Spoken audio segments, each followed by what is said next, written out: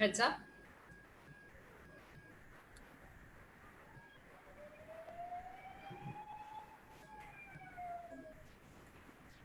And we have 55 participants. Should I?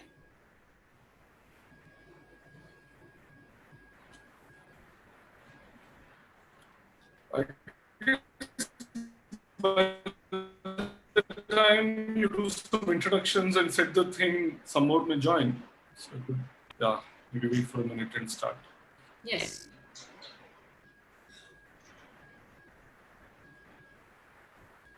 Namaste. And good morning to one and all present here. On behalf of the Kalorex group, I welcome you all to this webinar to discuss the virtualization of education, the past, present, and future, what lies in front of us, what lies ahead of us. Dear participants, a very good morning. Some of you might have joined through the Facebook Live, while some of you might have joined through the Zoom app. On the Zoom app, we have a section. There is a feature called the QA, where you could put your questions. And for the participants who have joined us on the FB Live, there is a comment section. You could put your questions at the last 15 minutes of this session. Request you all to hear the experts talk while the session is on. We have with us today an esteemed panel of speakers comprising of some of the industry stalwarts. So let me give a small introduction of all our speakers. We have with us Mr. Sridhar Rajagopalan. If you could just wave, sir. Hello. He's the co-founder and the chief learning officer of the Education Initiatives. He is an entrepreneur. He's donned many hats as in his illustrious career, formulated the educational policies for the state and the central government, has been instrumental in changing the way the learning outcomes are seen in India, seen and perceived, I would say. He's an IIT and an IIM alumni. He's skilled at blending technology into education. He's worked with more than 20 states for large-scale assessments, as well as countries like Bhutan and Maldives. His recent adaptive learning model, the program, is used by more than 60,000 students in India, USA, as well as UAE. He's a member of the NCERT's National Expert Group on Assessment in Elementary Education. He co-founded and ran the Ekalavya School in Ahmedabad. He's also a trustee of the Pratham NGO. It's indeed a privilege to have you on board, sir. Welcome. I welcome you once again. Thank you. Our speaker two, Mr. Vishnu Tirth Agnihotri. He's the co-founder and the chief learning officer, as well as the academic director at GenWise. He leads India's most experienced team in gifted education and talent development. He's a pioneer in leading STEM education and program. He helps students connect their lessons with real world problems. He has a vast experience in education and business domains, has had an extensive stint with education initiatives and administering the very most acclaimed asset diagnostic tests across progressive schools in India. A very warm welcome to you, sir. Thank you. Our speaker three, Ms. Vaijayanti Shankar. She's the founder and the executive director of Center for Science of Student Learning. She is a Fulbright Humphrey Fellow, an Ashoka Fellow, a consultant globally for Brookings Institution, the World Bank, UNICEF, and LMTF.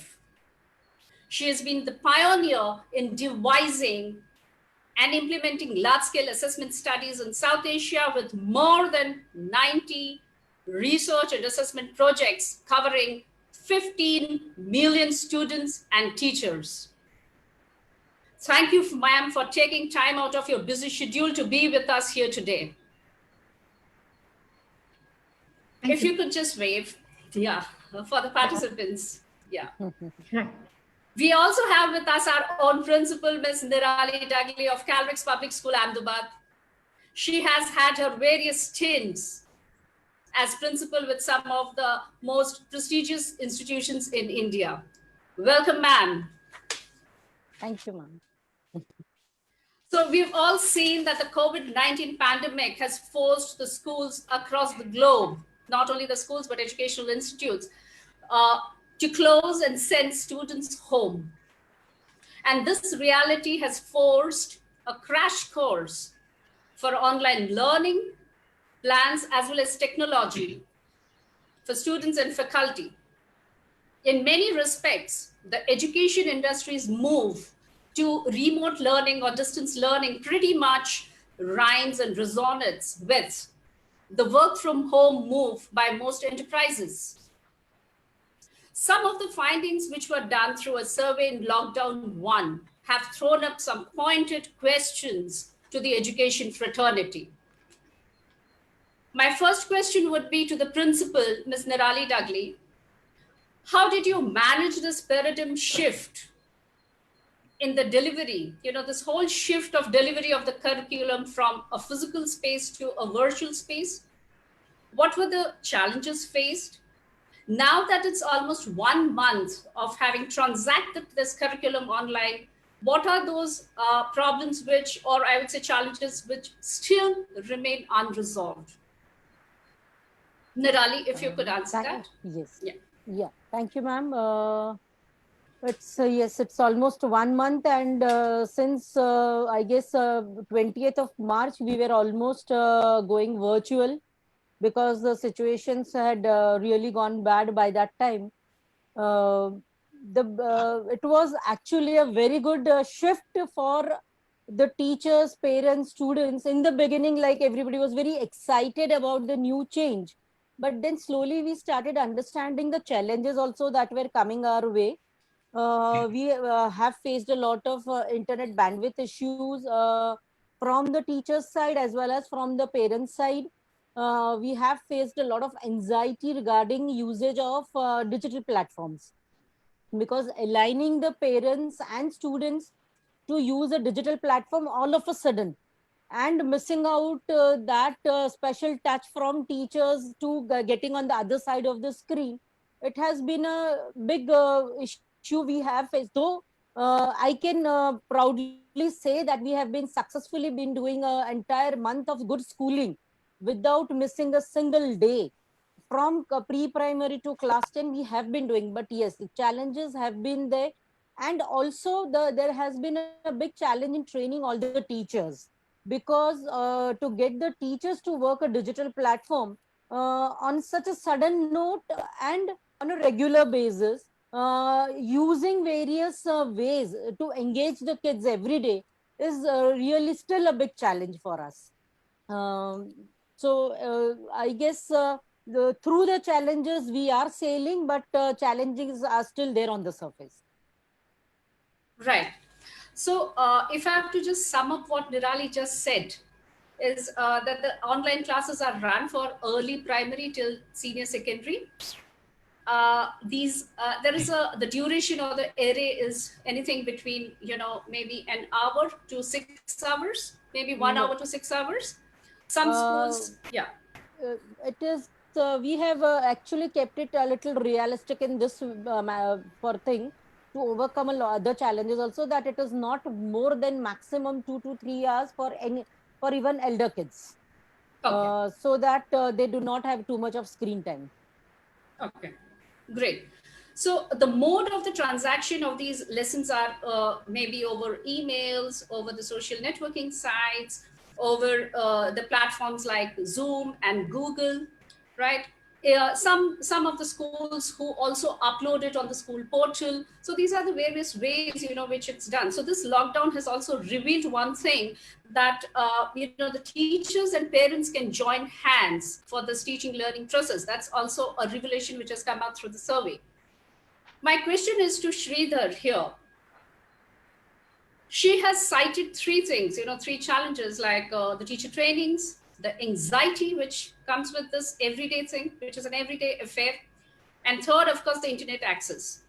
So on that note, Sridhar, I would want you to answer this question, that do you think a certificate in teacher education like B.Ed in India, is sufficient to carry out the teaching learning process for a complete, I would say, one's professional life?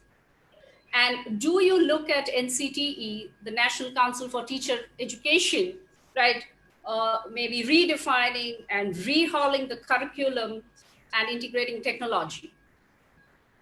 Yeah, I think I lost the connection for a few seconds, but I got your question. It's about the teacher certificate as well as the NCTE's role in that. I think it's a very good and a very relevant point. And I think everybody has made this comment that suddenly, of course, parents and the whole community, but specifically teachers, have been thrown into this. And, unlike companies who are doing work from home, that's something that people were already using a certain amount. Whereas I think schools having to shift so en masse to a platform, whether it is Zoom or Google Classroom or the other options, was completely unprecedented. Secondly, you can imagine that with the numbers that we have, it's not a video conference of 5 people or even 10 or 15 people who meet once in a while, but the regular classroom, I think, has been a challenge in the education space. And it's definitely brought this question into account, that is, are teachers being trained well? I think we have to compliment teachers who have like really quickly learned these skills. And I think there is both a technical side to it and just a human side to it, that children are there, they need to learn, we need to do something. But definitely does B.Ed prepare them for these kinds of requirements? And we all obviously realize that it does not. And there are two kinds of things I would say here, and definitely organizations like the NCTE, but even individual B.Ed programs and colleges can play a key role here, with the innovation and the ideas. On the one hand is the hard skills, how do you use technology? One comment that teachers have made is that in a regular classroom, you get so much feedback immediately from the children. While I'm doing in a classroom, I crack a joke and, I get the response to the children and others learn from it. Somebody makes a comment and I pick that up and teach using that. This is very difficult in the Zoom medium. Probably a lot of the children, you're asking them to keep it on mute. So what happens, like they laugh at a joke, but everyone is on mute, so they have to unmute. And then, so that kind of, so there are softer aspects, how do you manage this medium? Both these, I think, are one type of skills in terms of the medium, the technology. How do you handle these things? How do you handle a classroom remotely? How do you do these exercises remotely? So that is definitely something that, needs to become a part of the B.Ed curriculum. And there have been some discussions on this particular point. So I think that is part one of it. But probably the even bigger thing is that the B.Ed curriculum and our system as a whole is kind of geared to say that, education is this syllabus. I have this math course or I have this language lesson where I have these chapters to complete.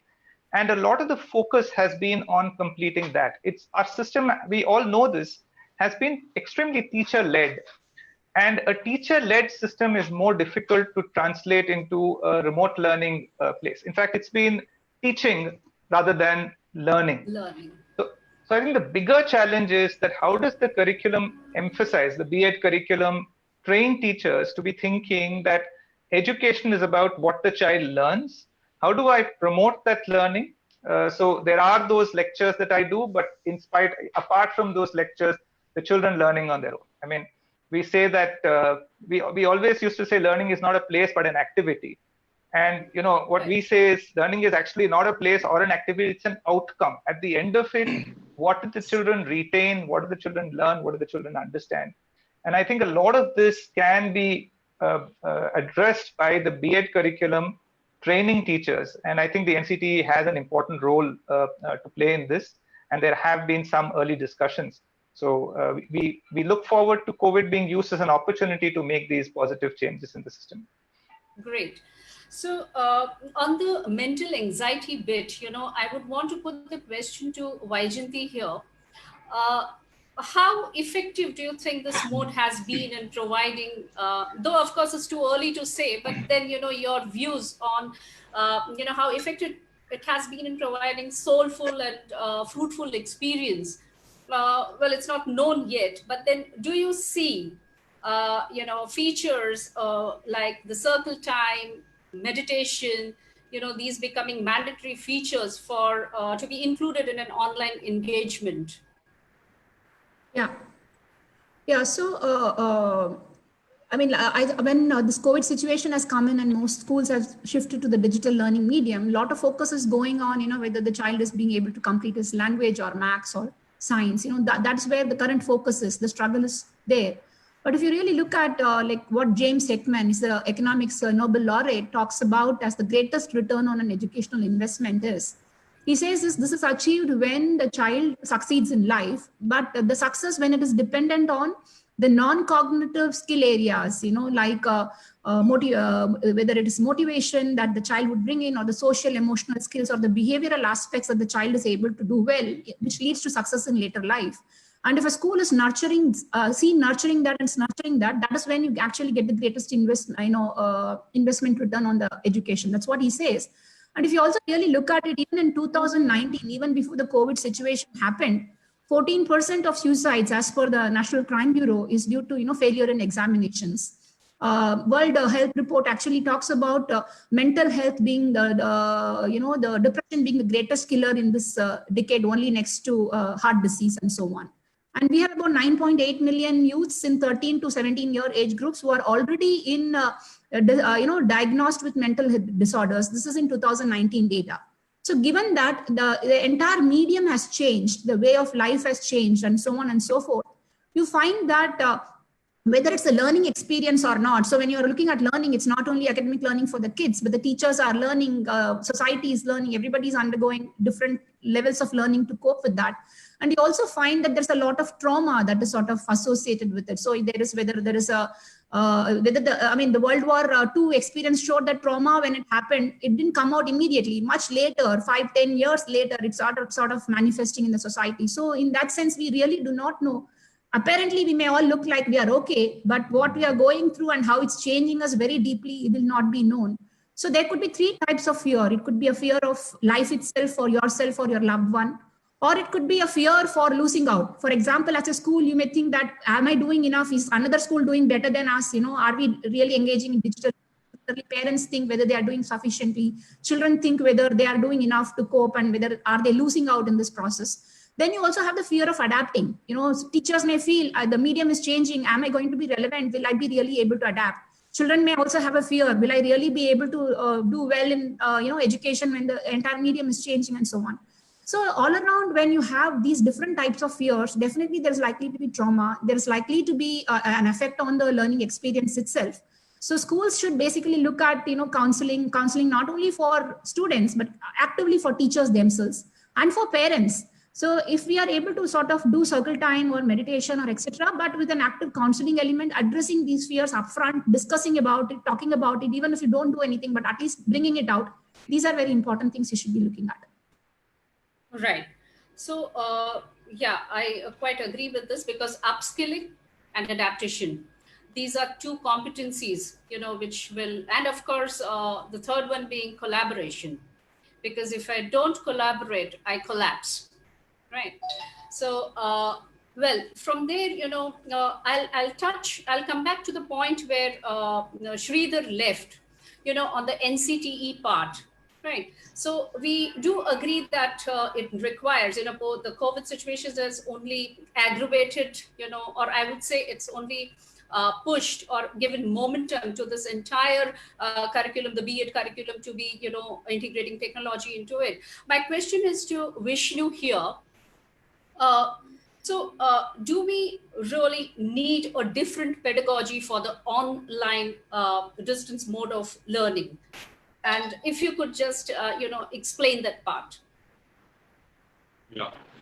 So pedagogy or how teaching learning happens, it consists of two things. One is a principle, maybe that I should know where the student is, what has he understood, what has he not understood, what he can do, what he cannot do. So as a teacher, when I know where the teacher stands, I can adapt the way I am teaching, maybe give the lesson in a different way so he understands. So this is a principle.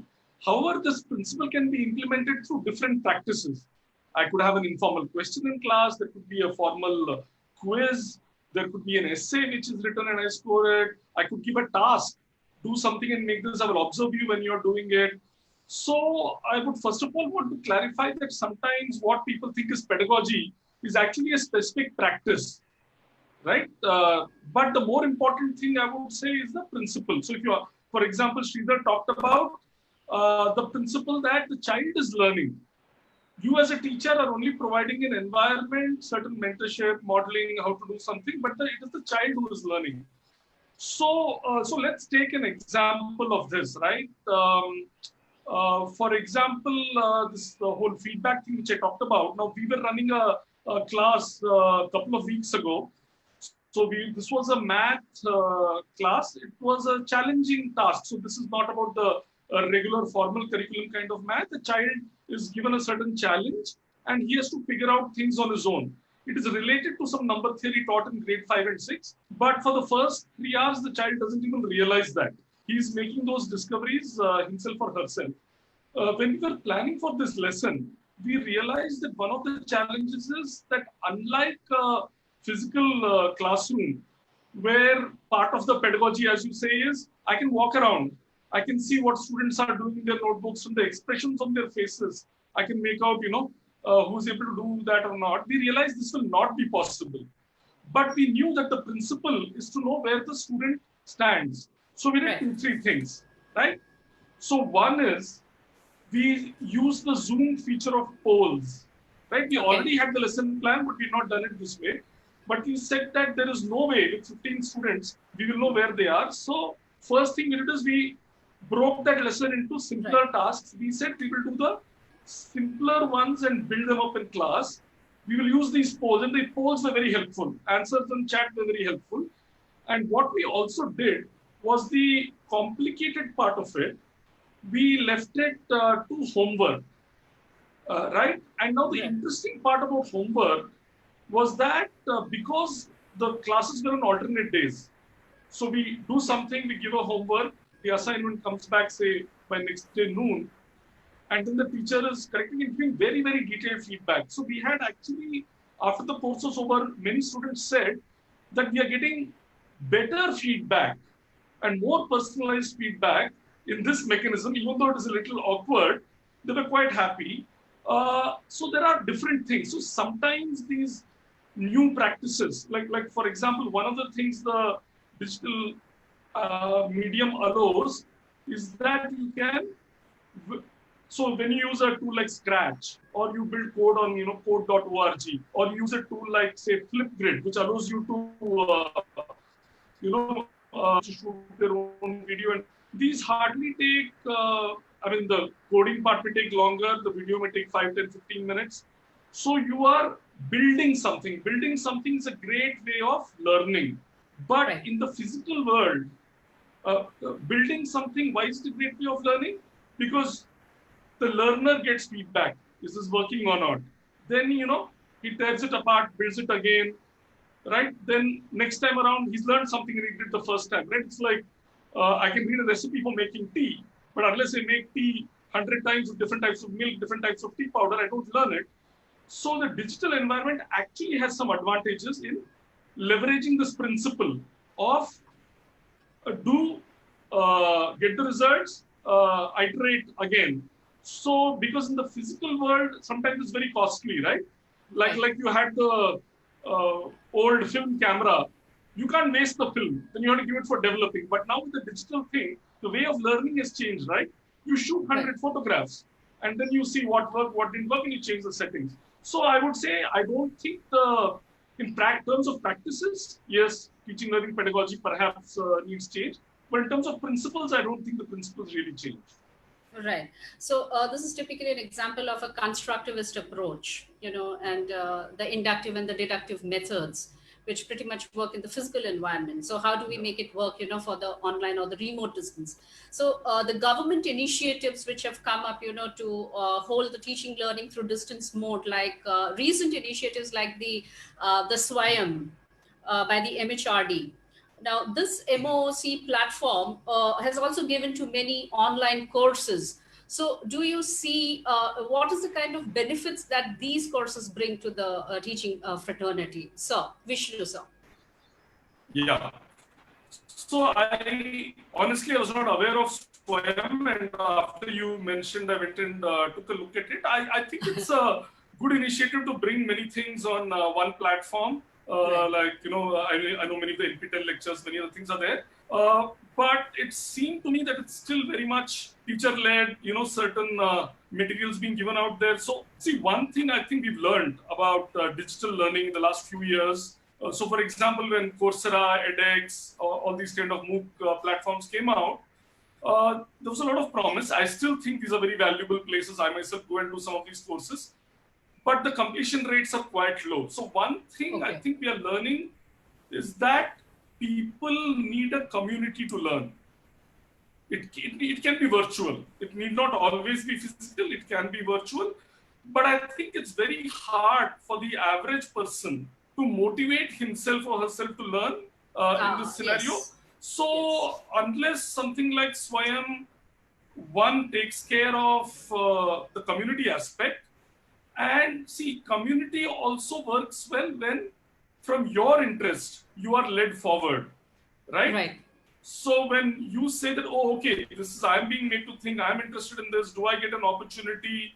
So I think it's a good start, because obviously they've also done it overnight, but we will have to find ways to sort of, make it more interactive and constructivist or constructionist, as we say. Right. So what I'm understanding is it's more self-motivation which is required, to keep yourself motivated to complete the course. You can get started, but completion rates are lesser. And of course, again, coming back to, the community part of it. So if you have a community with you, then, the chances of completion are higher. So while we talk of this lockdown one, the survey, in this survey, we saw that most of the teaching was happening, but except for a couple of IB schools which did their assessments, none of the schools were able to conduct examinations and assessments. Now, we all know that they are two sides of the same coin. Right. So my question, would be to Vaijayanti here, since she has led, large projects and assessments, that is it possible to conduct, authentic assessments online, number one. Number two, how do I address this challenge of data security also, right? Vaijayanti. Hi. So again, when you're looking at assessments, there are different types of assessments used for different purposes. Like, for example, RCC itself, teachers will be familiar with, where they are talking of formative, the summative, and then, you have the diagnostic or the more high stakes assessment and so on. So therefore, when you're talking of, authenticity of data, broadly, people confuse it with, high stakes assessments, where you're going to make the consequences of the test score are very high. So for example, if it's a board exam, you need to be really, really clear that there is no cheating happening. Everybody is given a same standardized situation based on which the test is conducted. And therefore, you can come to some reliable, conclusions on the test score based on the ability of the child. So that is where you need proctored settings and so on. So for example, if CBSE or other examination bodies have to conduct these large scale assessments, which is for high stakes decision, whether it's being, promotion into a different course level or admission into a different course, etc. So, mechanisms are always there. You have seen the GRE, GMAT, and various other exams which can be, applied online. So here, what you may need to look for would be, you don't look at all the exams being done at the same time on the same day, etc. You have to look at multiple forms, multiple sittings, get all the assessments put on a common scale so that you're able to give a score which is still comparable. These things are possible. but that is needed only for very high stakes decision that comes with a cost. But when you're looking at what a teacher needs in the classroom, right? So I think the most important thing that we need to understand is that what worked for us in one medium may not necessarily always work for us in the other medium. So currently what is happening throughout, whether you see government schools or private schools, what I'm finding is that whatever we did in the paper pencil, whatever we did in the classroom in a real life scenario, we are trying to sort of mimic it in a digital medium. And then you find that it's breaking apart at some place or the other. So rather, one should be talking of things like the flipped classrooms. So where you are actually learning is happening because you're sending people material to learn.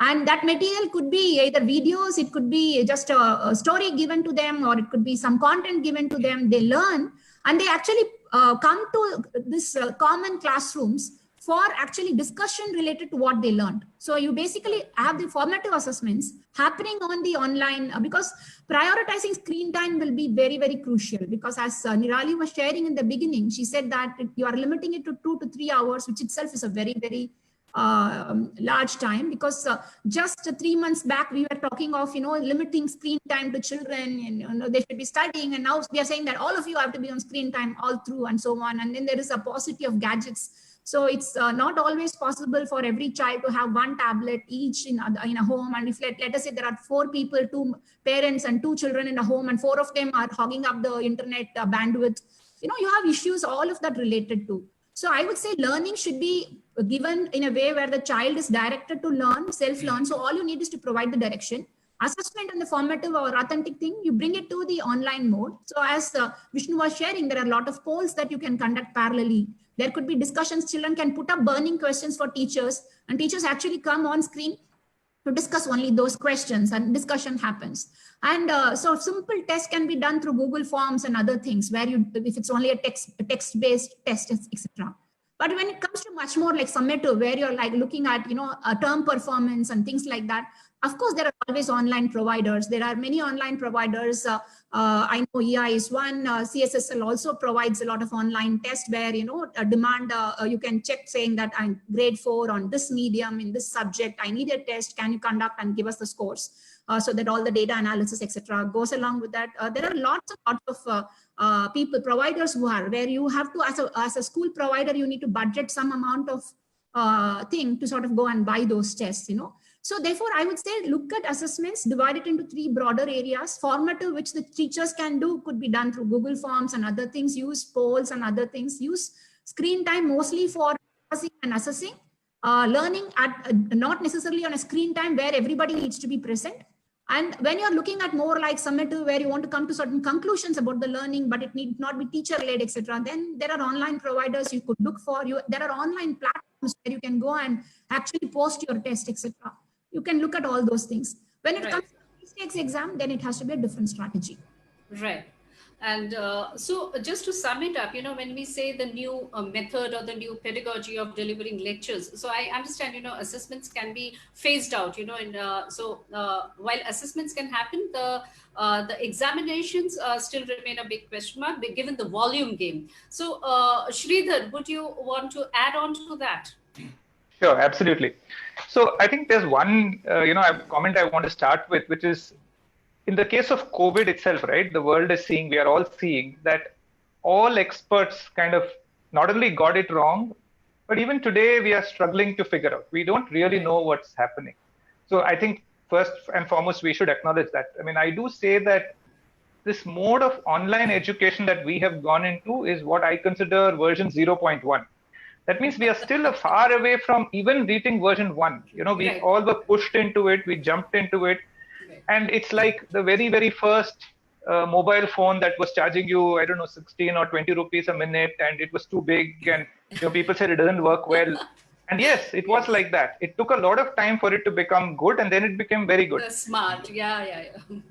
So, we don't, a lot of these things we are kind of struggling with, we don't have the answers. I mean, I completely agree. People have made this comment that, online education is something that we have come to as there is no option.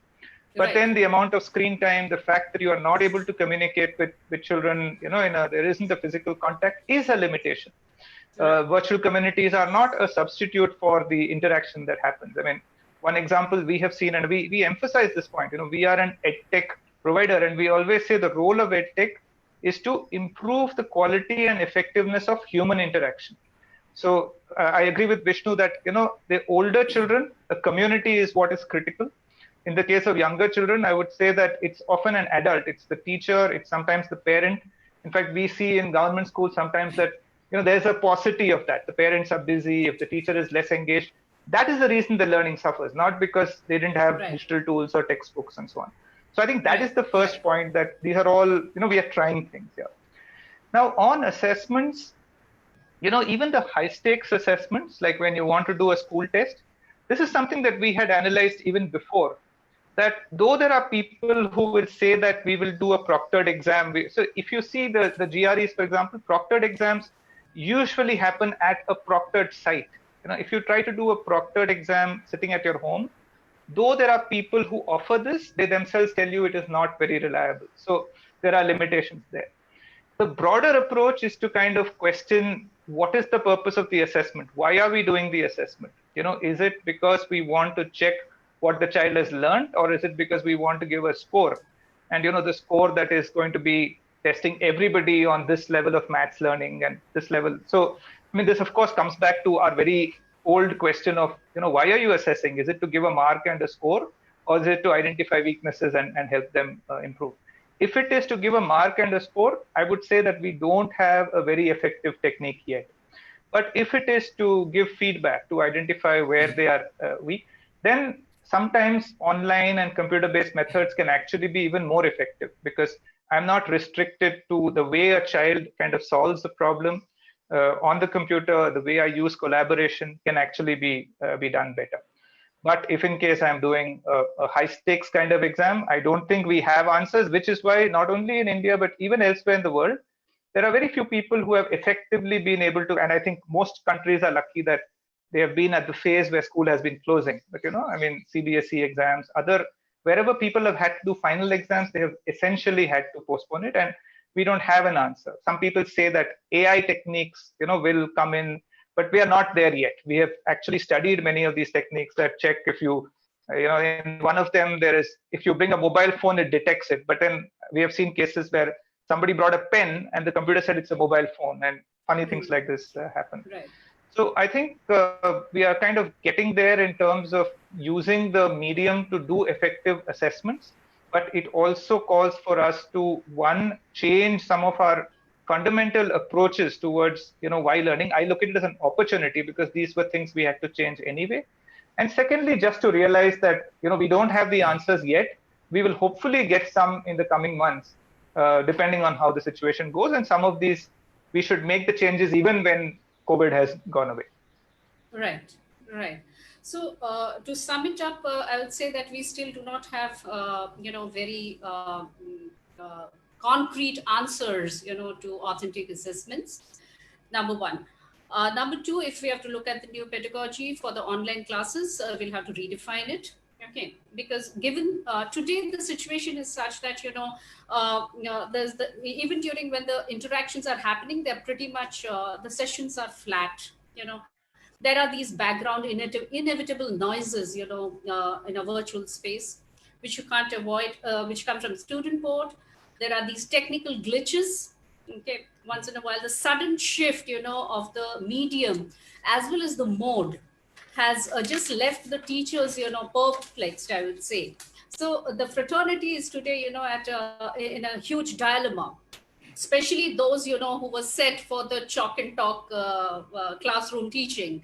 So do you think that, digital devices or maybe the digital classes are going to be a replacement, Vishnu, to the physical classroom?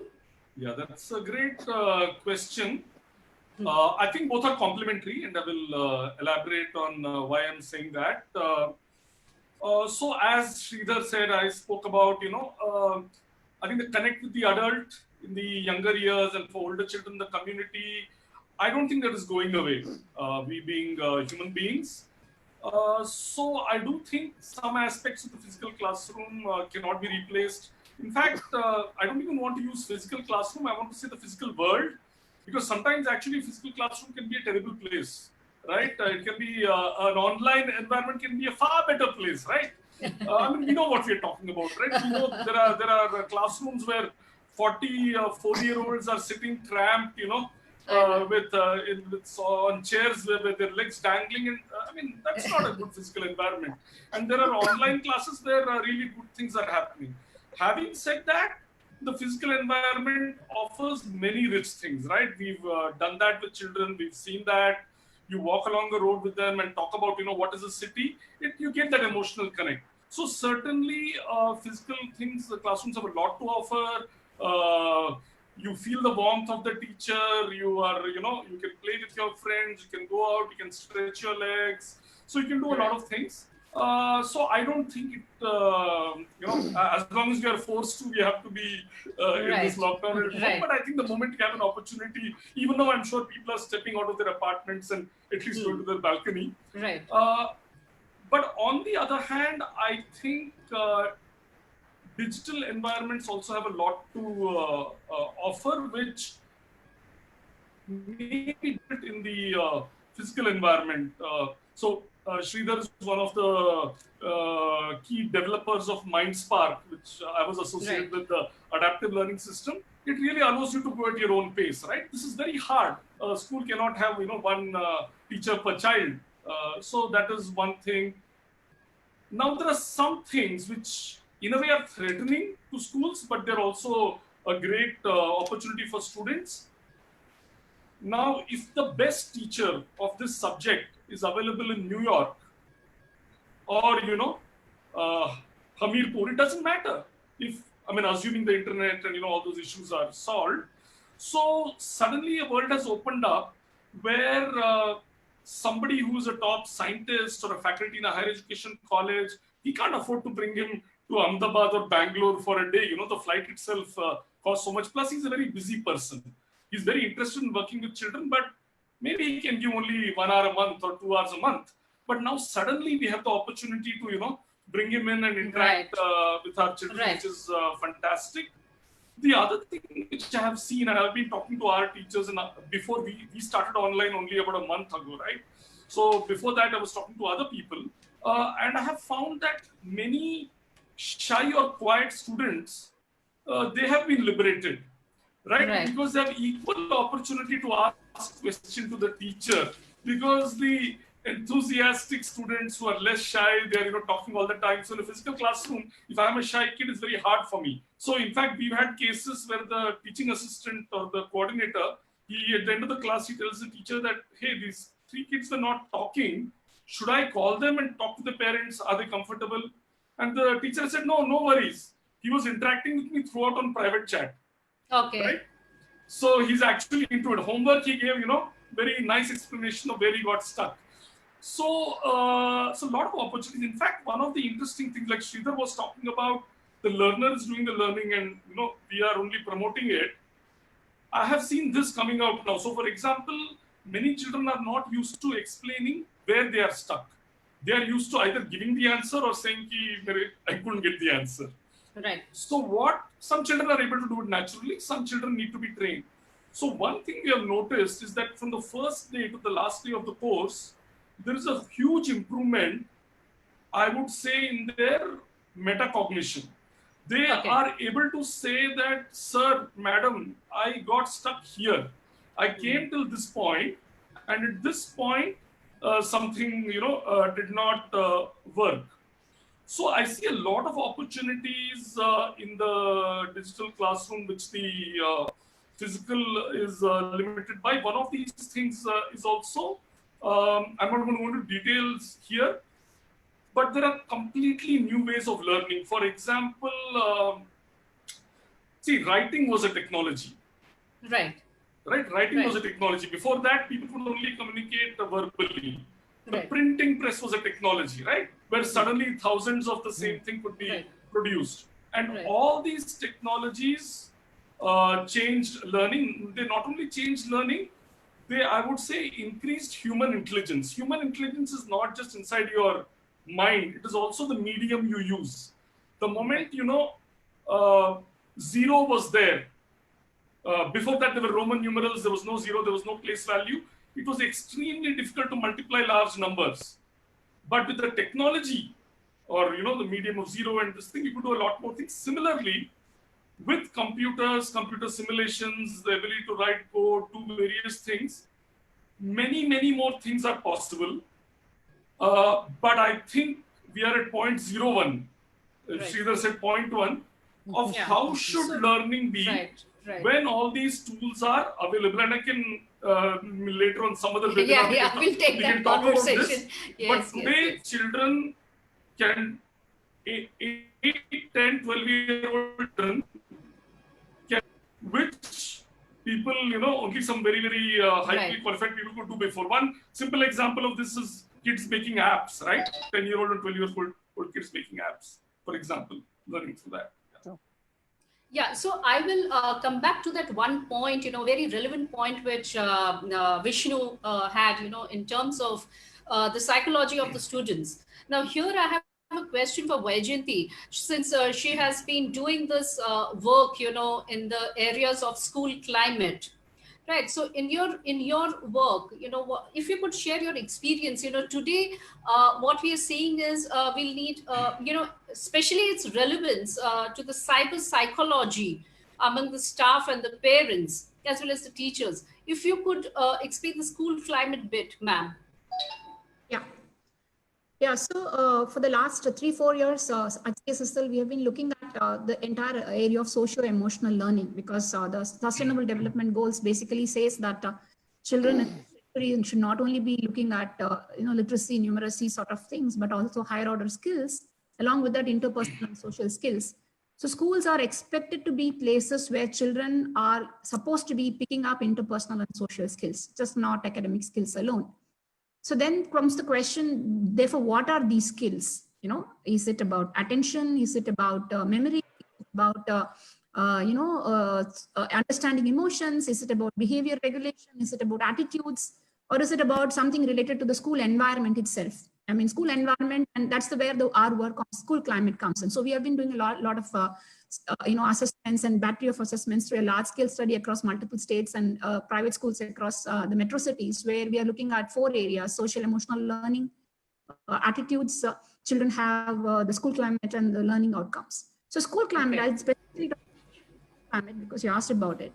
I just got a forward from WhatsApp where in my IIM group, people said that students are actually demanding that IIM actually reimburses back them their fee, for the very specific fact. They said that we are coming to IIM mainly for the the atmosphere, the engagement, the one-on-one mentorships and other things we get. Now we have made all of us just go to an online test.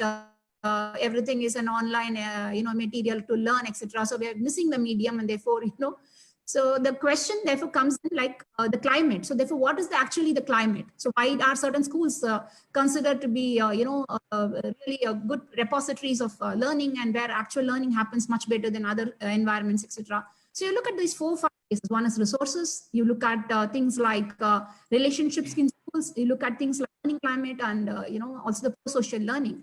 So when you look at that, and then the fact that the COVID situation has forced our schools to go online, the schooling, when you think of schooling, they're no longer a physical place that you go to, you interact, you have interval, you have lunch hours and so on. You're actually talking about this hour, that hour, this, it's going to be a different world.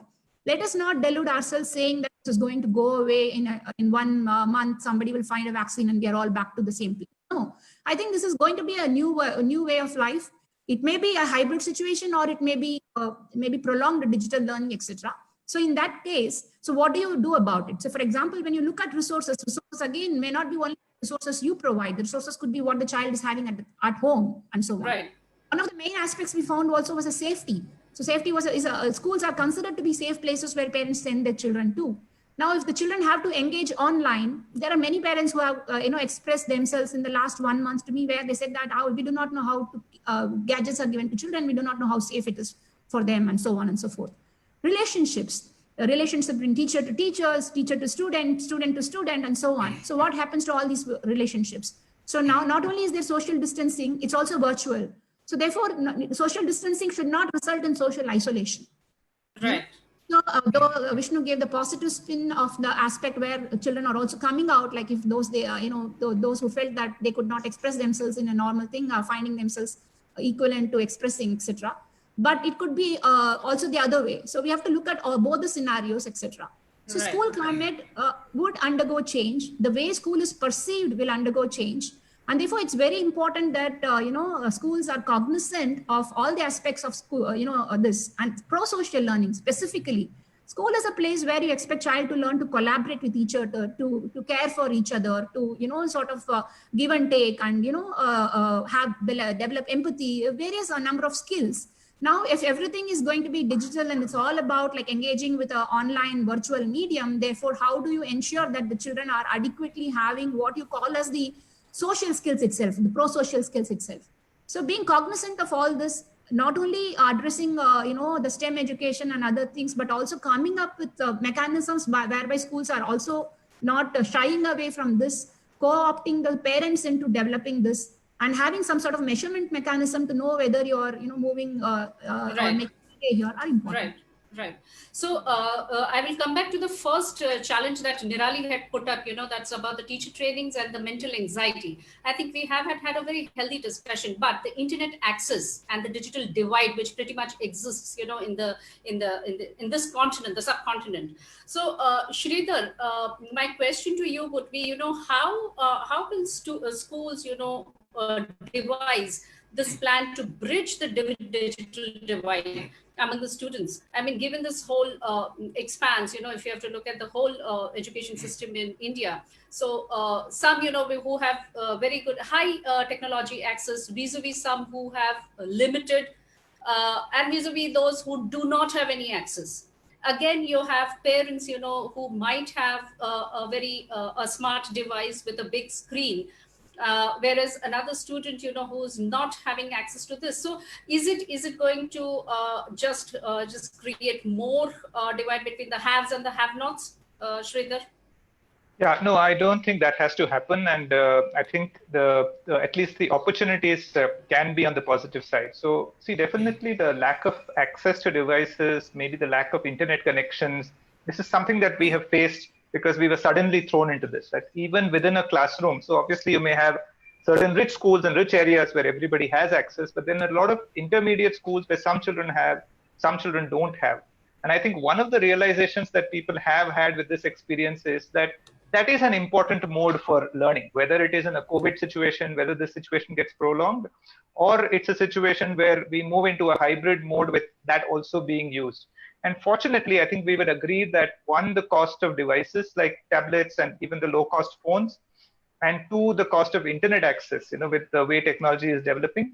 So at least in those intermediate places where some children have and some children don't have, it's going to be easier to bridge this and make some of this available to more students. But I'm even more concerned about the third rung, which is the actual the rural areas, government schools. So we have this product MindSpark, which Vishnu also mentioned, and of course, in the private schools, it was easy to say that we're giving free access and children use it. There's been a big spike on that. But one of the things that we were trying to do was that currently in a lot of the rural areas, so again, we have all these programs, children are using it in many states. In Rajasthan, the program is available in Hindi, Gujarati, Telugu, languages are being added. But it is possible to provide this kind of access even in situations where it is available without the internet, using tablets and so on. And we've been, one of the things that we have, so people of course use WhatsApp and they send text messages, but frankly, we think that is not fully getting the power of the learning medium. But governments have also responded very positively to this. There are other consulting firms, in fact, have been coordinating with us, saying that, what are the technologies that can be available to provide children, learning in the different platforms. And while it is not ideal, it can at least ensure that their learning does not get halted for a period of time because of this. So I think that digital divide is a huge concern. But I think that if you look at it from a cost perspective, when we did not have time to do it, it was a challenge.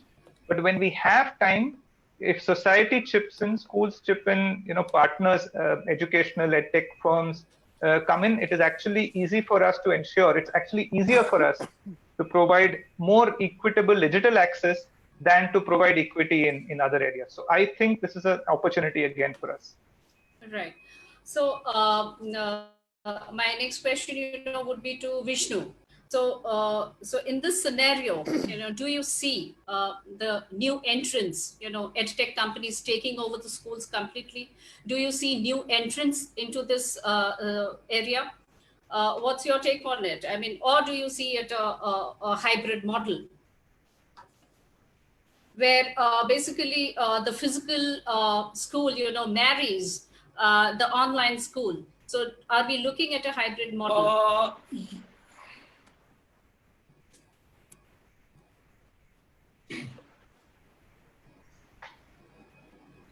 Yeah. So I'm going to use a slide here to talk about my point of view. I hope it is visible. Yes. Yes. Yeah.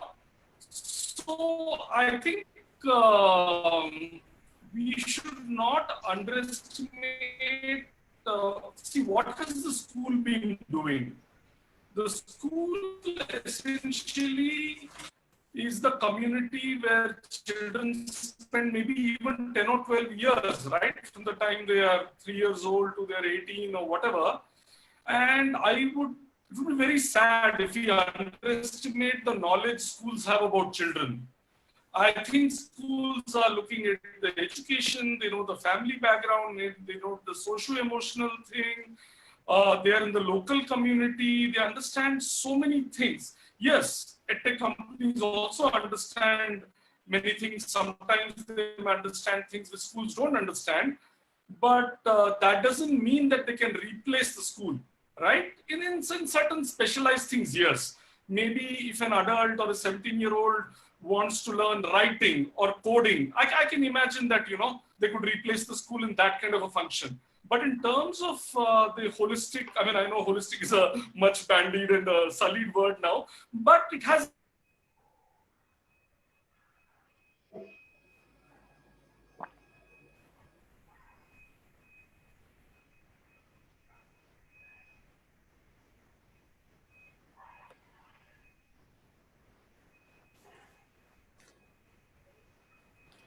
Yeah, I had dropped off. Should I continue from where I was? Yes, sir. Yeah. Yes, sir. Okay. So we were speaking about the hybrid model where the physical school marries the online school. Yeah. Vishnu, maybe when you're presenting your screen, maybe try if your video can be off, I think, because it's like... Okay. You can just put the video off. It will use less... Okay, so I'll do that. I'll remove my video. Sure. Yeah, I'll stop my video and... okay, so is it there on the screen? Yes. Okay.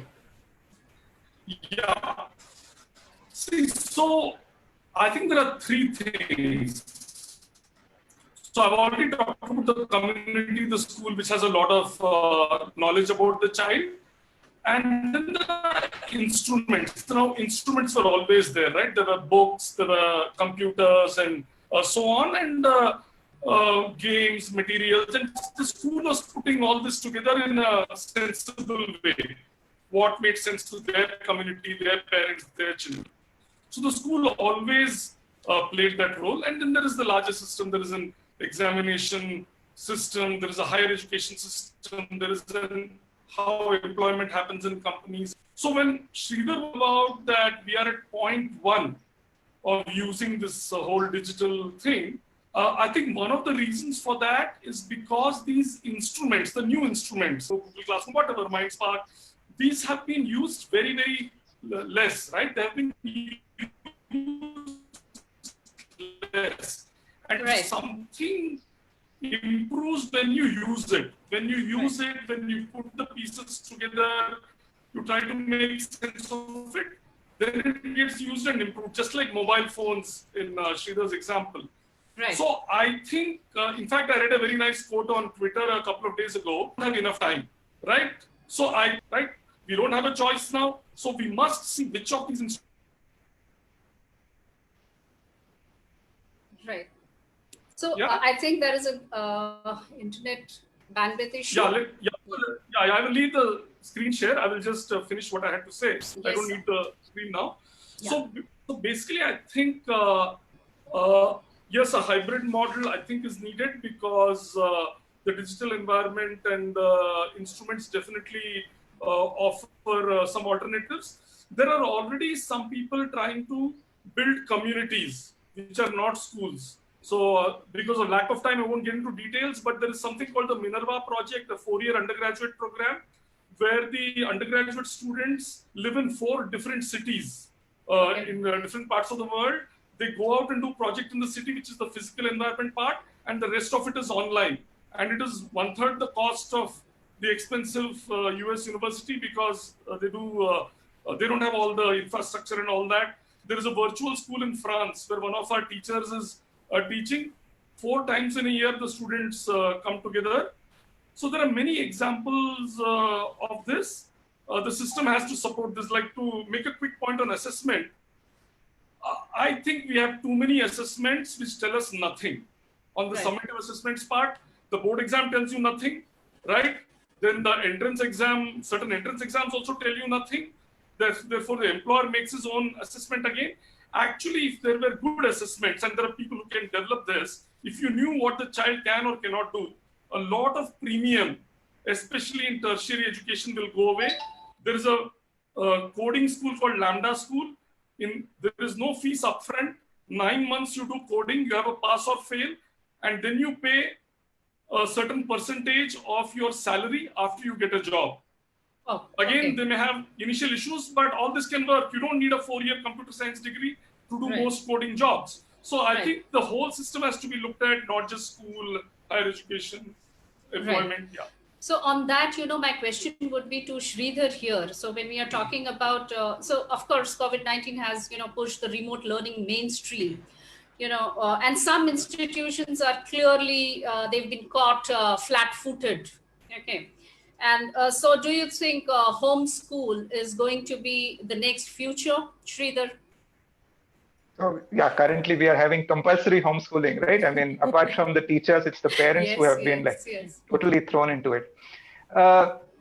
No, I think what is going to happen is that it's going to get much, much more hybrid. Like, we have taken a very narrow view towards education, and I think we needed something like this to shake us up. Because if you really look at it, I mean, Vishnu shared examples of online education, and I lived in the US for the last 4 years. I saw this. I mean, we think that we are extremely technology friendly as Indians, but what happens is that we are not using some of these as effectively, and there is no requirement that we use it. So we have been schooling has been happening the way it has happened for too many years. Even the technology we do use, it's like kind of optional. If it is not there also, it is equally good. All that is completely changing. We actually talk of something called the science of learning, where, the example we give is that in medicine, for example, you go to a doctor. The doctor will prescribe a test. You can go to any lab and get the test done. You can then take the prescription, go to any other doctor. He will give you some medicine. You can pick it up from any pharmacy. But in education, can we do this? Can I take a maths test somewhere? Then the school understands the maths test. Then somebody else, the tuition teacher says, okay, this is the thing you have to do. And they're all kind of connected to each other. So this kind of a hybrid model, the reason it works in medicine is there is a science of medicine that connects all of these things. The doctor also understands that this is the diagnosis, this is the treatment. The lab knows that the diagnosis the doctor is talking about is how I will do the diagnosis. Now, there is no reason why this cannot happen in education. All the work that we have done has shown that there are these common things that children must learn. If I can say that, okay, these are the common gaps in children's learning, and now my tuition teacher or the online class focuses on filling those gaps. The homeschooling, the parent is able to spend more time in ensuring that this happens. I have identified that this child learns better in a way by actually doing things out in the and learning by doing. So these are things that are possible today, but we haven't put them together because they were all separate. So I think with that kind of an integration, which is one part of what we call the science of learning, this will happen. Homeschooling will definitely become an important part, but it will not be only homeschooling, because there is a lot that school provides. There is a lot that that online education can provide. So, so that is what we on see. on that note, on the hybrid model, I would want to also ask you one more question, because school owners and administrators, right, they will have to also reflect on this model, given the budget upheavals that will need to be navigated, because obviously, more so given the financial moving parts within this mechanism. If you look at this machine, the financial moving parts being the tuition fee, the affordability, and the costs to deliver this online education versus also the physical look. So how do you will school owners also look at return on investments? That would be my next question. Sridhar, your thoughts, please.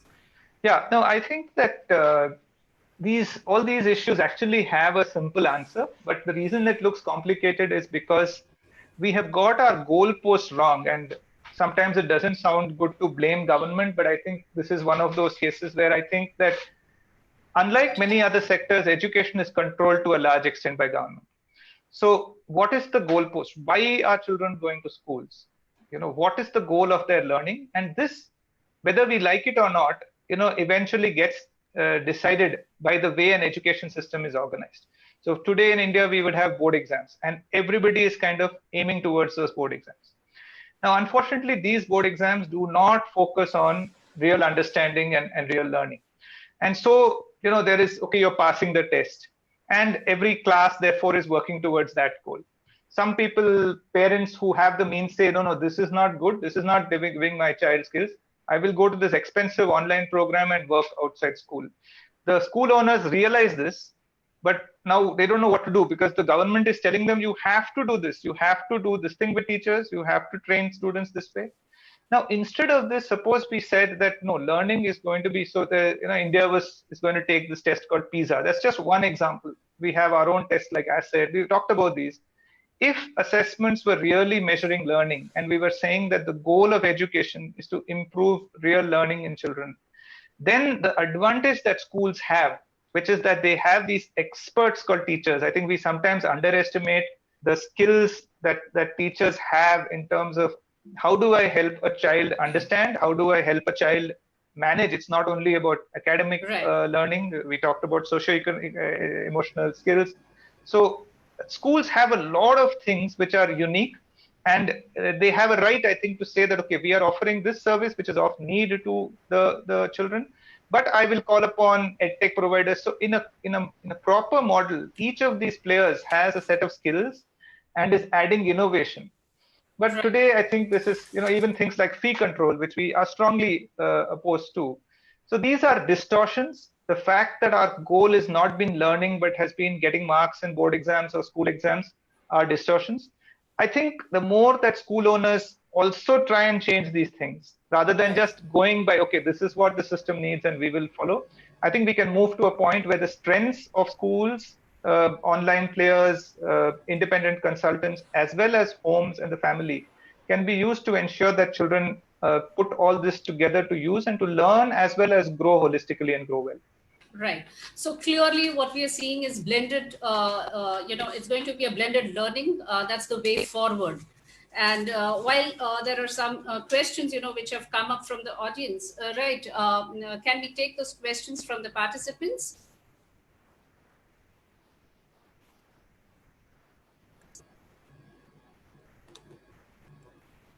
So we have here, a couple of questions. So we have pretty much answered. Suman is asking, how to give hands-on experience to students through the digital platform. I think these have now pretty much been answered, because this was a question at 11 a.m. There is Uzma who's asking that, do you think the homeschooling should be practiced in schools a couple of days in a week when things are back to normal, just to hold on to this aspect and improve upon it, especially the aspect of the flipped model of learning? I think that's a very good point. And I guess that's also that may be considered, as a policy, maybe for when the lockdown 2 is lifted.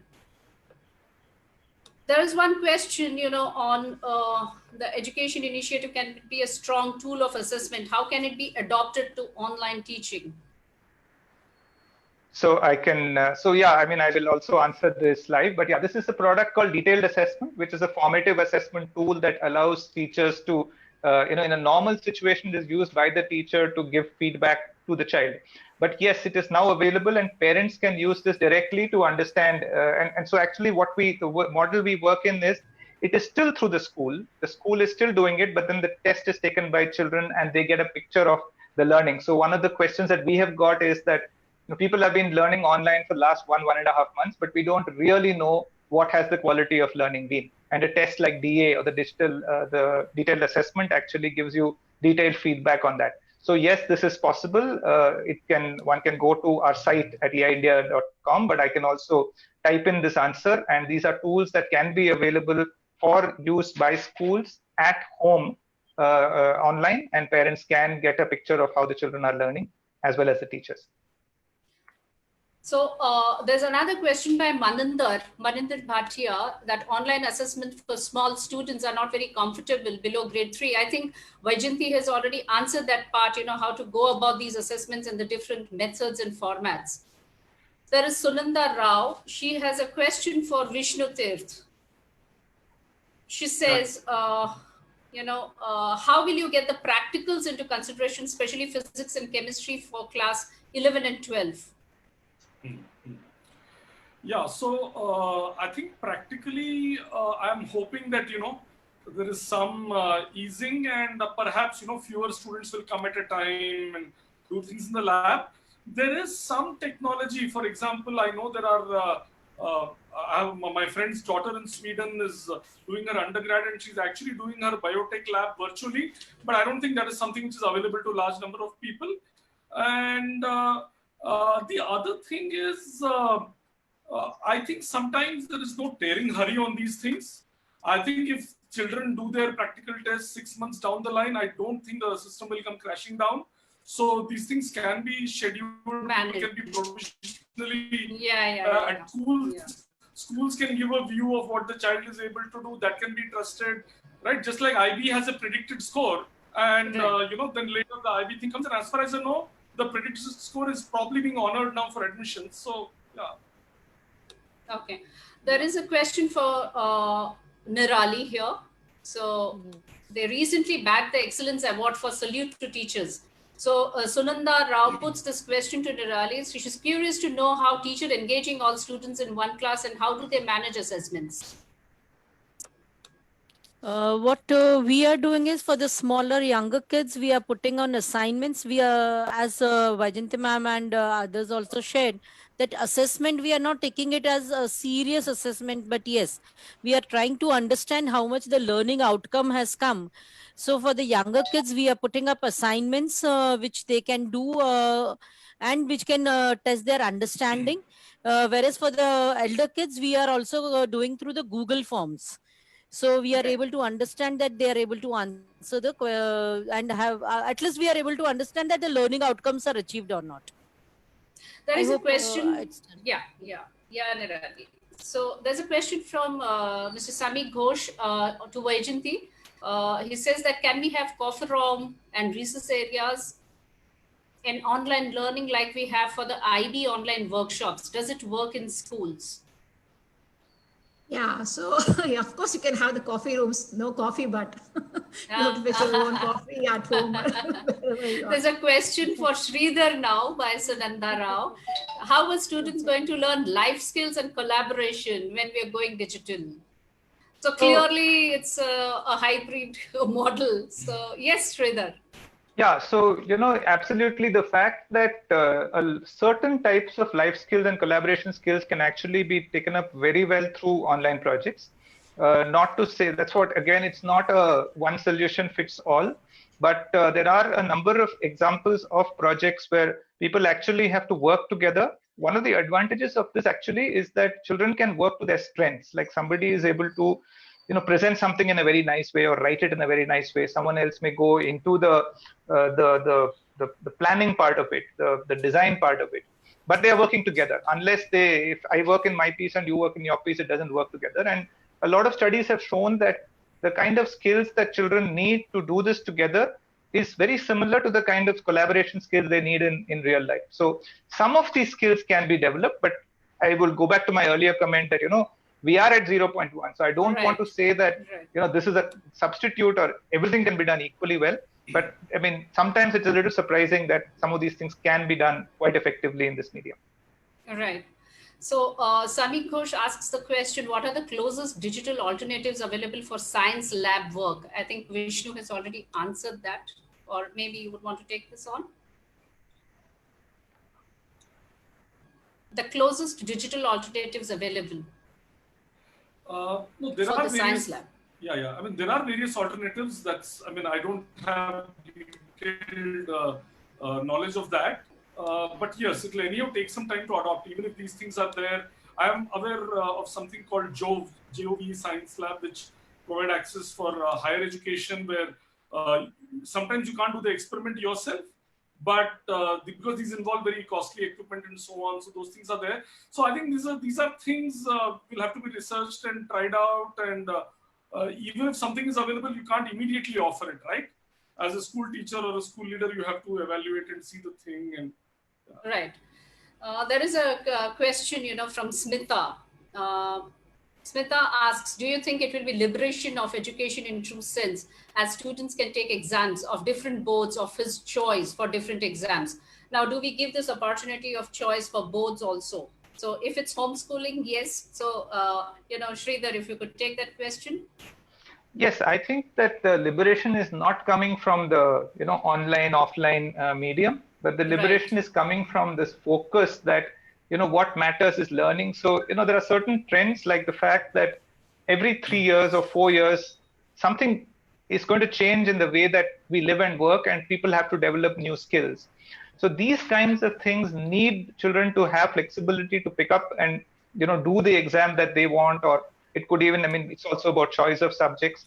So definitely it's a liberation of education, but happens only if we are willing to recognize that the goal is learning, and anything that the children do that helps in their learning is the important thing, and not just what we ask them to do or said that this is the course or the exam you have to take. Right. There is a question by Sunanda Rao on the to Ms. Shankar.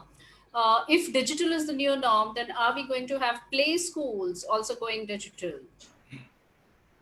Now that's a real tough one. Yeah. So, so the thing is that, so far you will know that the people who actually are, sort of the torchbearers of technology. So if you go to Silicon Valley, for example, none of the people who are sort of the big business owners of Silicon Valley, who are the persons putting out the technology, used to send their children to schools which had tablets, or children are not allowed to have a mobile phone or a tablet or anything till they're 16, 17 years old.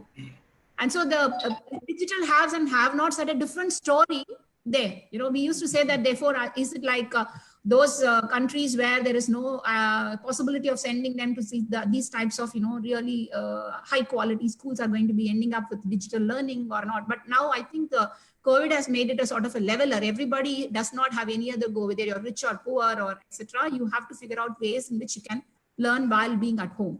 So play school, therefore, whether it goes digital or not, how much of it is like maybe parents are undergoing a digital course. I saw one course offered by GenWise, which was actually saying parents have to come and take Montessori training and so on. So parents is important. On the other hand, I also heard stories where parents, especially if they are working parents, and if both parents are working, they are also expected to work from home. So it's not like during the hours, do I do my work, or am I going to be homeschooling my child? And see, these are very, very important and critical questions.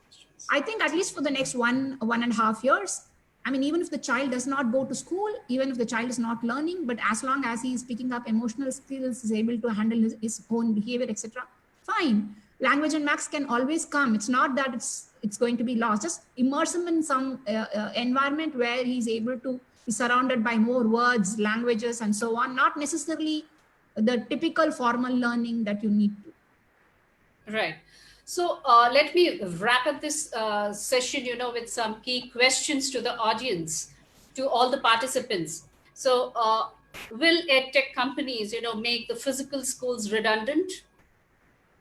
What if parents, decide on their service and avoid schooling altogether and send children as just private students for the public exams? Another question, will homeschooling be the future? We don't know. Will online classes augment the divide between the haves and the have-nots? We really don't know. So the need of the hour is, of course, in terms of skill, we would say we'll have to upskill ourselves, adaptation, collaboration. These are the key words which are going to sustain everybody in their professional lives.